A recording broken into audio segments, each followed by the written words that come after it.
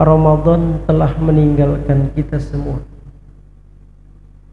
Banyak kenangan-kenangan indah yang kita rasakan selama di bulan Ramadan.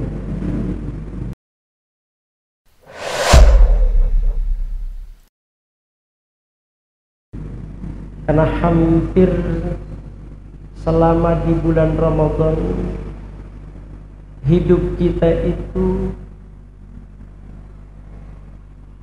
penuh dengan nuansa spiritual. Bayangkan selama di bulan Ramadan aktivitas kita itu shaumun nahar. Siang hari kita berpuasa. Wa qaimul lail, malam hari kita ibadah. Ada yang tarawih, ada yang tahajud, ada yang tasbih, ada yang hajat, ada yang witir. Qaimul lail, malam hari kita betul-betul habiskan untuk beribadah. Wa hafizul lisan, kita pun jaga lisan kita dari sesuatu yang menyebabkan Allah tidak ridho dengan apa yang kita ucapkan. Wa tilawatil Quran, dan senantiasa kita baca Al-Quran selama di bulan Ramadan. Makanya kalau di bulan-bulan lain terkadang kita membaca Al-Quran dalam satu bulan belum tentu khatam. Tapi di bulan Ramadan itu betul-betul kita ingin berlomba-lomba, kalau perlu satu bulan itu 10 kali khatam. Betul-betul nuansa Ramadan menghantarkan kita pada spiritualitas yang sangat luar biasa. Jadi selama di bulan Ramadan itu kita betul-betul merajut pakaian ketakwaan kita di hadapan. Makanya sayang kalau pakaian ketakwaan yang sudah kita rajut selama di bulan Ramadan lalu kemudian kita cerai-beraikan, kita rusak kembali disebabkan karena di bulan Syawal dan di bulan-bulan lainnya kita bermaksiat kembali di hadapan Allah. Ini yang dikritisi itu di dalam Al-Quran, yang diingatkan di dalam Al-Quran oleh Allah dalam surah An-Nahl, surah ke-16 dalam Quran ayat 92. Apa yang Allah sampaikan? Wala takunu kallati naqadat ghazlaha mim ba'di quwwatin ankasa. Janganlah kalian seperti seorang perempuan yang menenun benang hingga menjadi baju, tapi setelah itu bukan dipakainya, tetapi dirobek-robeknya kembali baju yang sudah dirajutnya dengan begitu indah. Ini gambaran tentang bagaimana orang-orang yang telah merajut pakaian ketakwaan selama di bulan Ramadan, tapi setelah keluar dari Ramadan dia rusak pakaian ketakwaan itu dengan dia berbuat maksiat kembali di hadapan Allah. Ini yang sebenarnya dalam perspektif Islam itu orang yang gila sebenarnya. Satu ketika Rasulullah Shallallahu Alaihi Wasallam pernah lewat dan dilihat ada kerumunan para sahabat. Rasulullah bertanya, ada apa kalian berkerumun? Para sahabat mengatakan, ya Rasulullah, jangan mendekat, karena ada orang gila yang sedang mengamuk ya Rasulullah.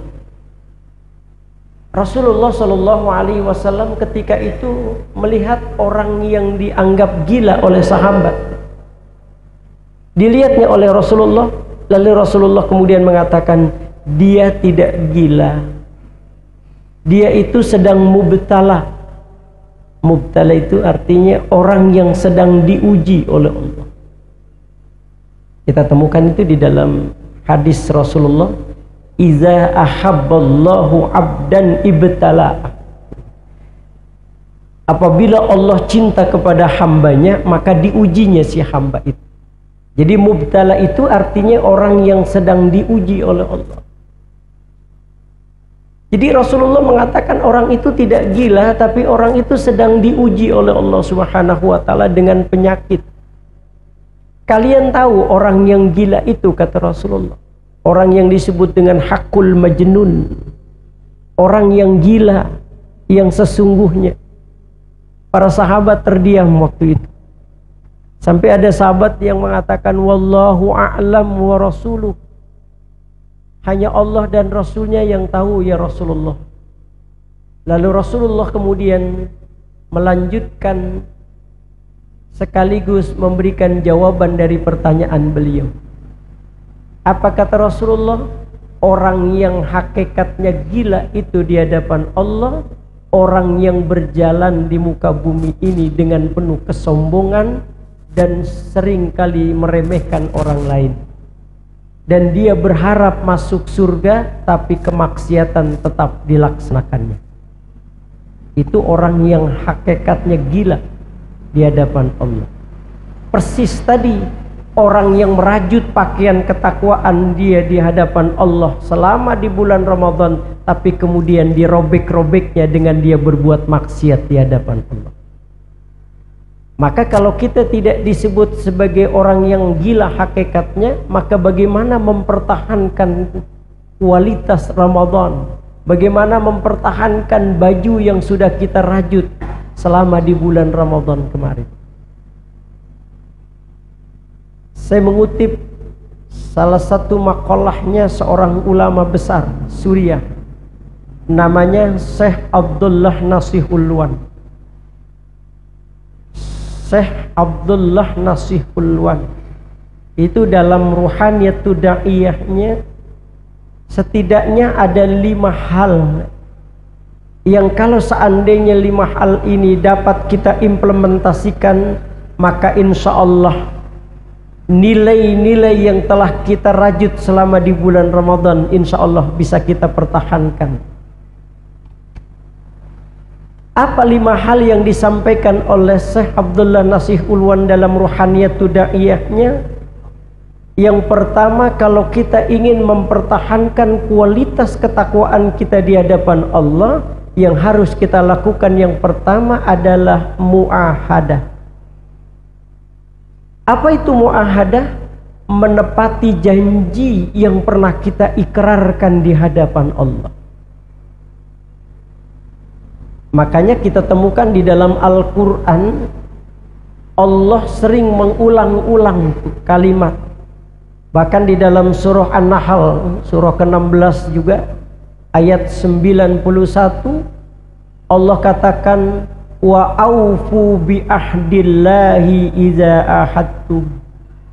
Tepatilah janjimu kepada Allah yang dulu kau berjanji setia di hadapan Allah. Jadi mu'ahadah itu tidak lain adalah menepati janji yang pernah kita ikrarkan dulu di hadapan Allah. Janji apa yang kita pernah lakukan di hadapan Allah dan kapan janji itu pernah kita ikrarkan? Setidaknya di dalam Al-Quran Allah jelaskan ada 2 janji yang pernah kita ikrarkan di hadapan Allah. Yang janji itu kita lakukan ketika kita berada di alam arwah. Alam di mana ruh kita ini belum terintegrasi dengan jasad kita sekarang ini. Makanya Allah mengingatkan kita itu wa aufu bi ahdillah. Kau tepati janjimu kepada Allah. Idza ahadtum, yang kalian pernah berjanji setia di hadapan Allah. Ada 2 janji di dalam Al-Quran kita temukan. Yang Allah meminta 2 janji itu kita mampu melaksanakannya dalam kehidupan. Yang pertama ada janji tauhid kita. Janji tauhid yang pernah kita ikrarkan di hadapan Allah. Baca di dalam surah Al-A'raf, surah ke-7 di dalam Al-Quran ayat 172. Allah berfirman, wa iz akhadha rabbuka min bani adama min zuhurihim zurriyatahum wa ashhadahum ala anfusihim alastu bi rabbikum qalu bala syahidna. Itu ketika kita berada di alam arwah itu dikumpulkan oleh Allah dari generasi Nabiullah Adam alaihissalam sampai generasi terakhir yang diciptakan oleh Allah. Seraya Allah mengatakan, Alastu birabbikum, bukankah aku ini Tuhan kalian? Apa jawaban kita pada saat itu? Qalu bala syahidna. Kita semua menjawab bala syahidna, benar ya Allah kami menyaksikan.